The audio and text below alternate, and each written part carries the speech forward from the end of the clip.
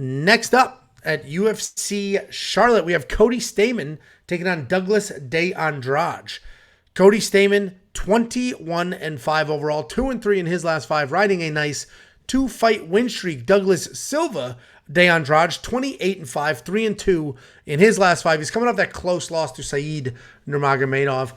We broke down Cody Stamann a bunch of times, and he's a well-rounded guy. He's been competing in wrestling his entire life. He's been boxing since he was just a little kid. He's a good technical striker. He sets a really nice pace. Doesn't really have that one-punch raw knockout power, but he's going to work. He's got really solid work ethic. He's averaging almost 3 takedowns per fight and has a 69% takedown defense, which is pretty solid there. But he does like to be the one dictating the pace. If you come at him and you wrestle him and you push him, then he backs up and he'll have some trouble there. But he's taking on Douglas Silva de Andrade, who is older.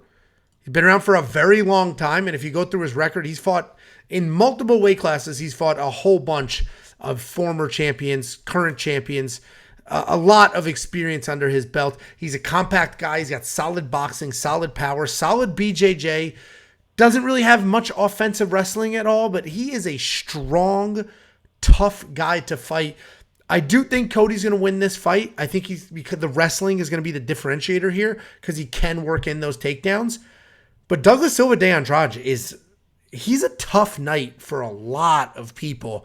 And if Cody isn't prepared to go a full 15 minutes of constantly grinding, shooting shots, going to the head, shooting shots, going to the head, then he's gonna have a tougher night than he thinks. But the pick is gonna be Cody Stamann, but I think over 2.5 is probably a solid bet here because both these guys are really, really tough. What do you think, Jakey boy? Yeah, I agree. I think this is going to be a decision fight, and it's going to come down to, in my mind, who the better boxer is. And I think it's pretty cut and dry that Cody Stamann is just the better, cleaner boxer. And he's going to need that in this fight because Douglas does possess that power. I think that Douglas is kind of, I don't want to say slowing down, but those last 2 fights, he came back against Sergey, and that was an incredible comeback to win that fight. But that first round, he was getting dropped. He was getting beat up. And then against Said, I think in the 3rd round, he got dropped in that fight as well. So he is getting hit. Luckily for him, Cody Stamann is not a knockout guy, right? He's just kind of a volume guy in and out, but he's constantly moving.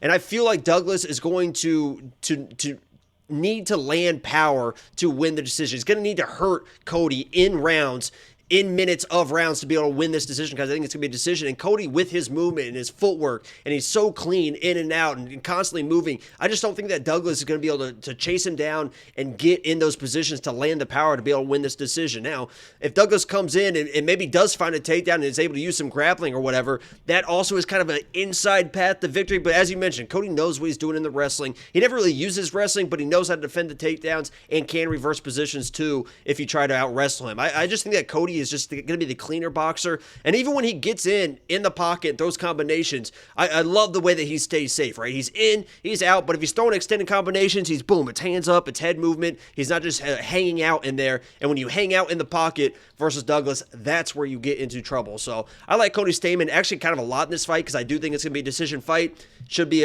come down to the boxing, and I like the clean boxing of Cody to win this decision. I don't think he's going to get hurt, and I'm actually pretty confident in Cody in this fight.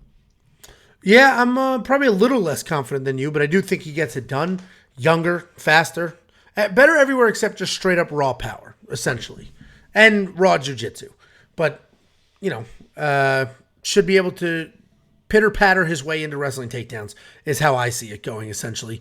The line did tighten, though. Opened at -175 favorite. Some betting money came into Douglas, and that squeezed that line a bit. Cody only a -145 favorite now. So if you're like Jacob and you're very confident in Cody, then you're going to get yourself a little bit of a discount here and hop on that before it starts to go back the other way. And that's where the line movement tracker is really useful because you can see where it is. You can see where it started. And if you like that, great. And if you want to keep an eye on it, check again the next day and see where it's moving.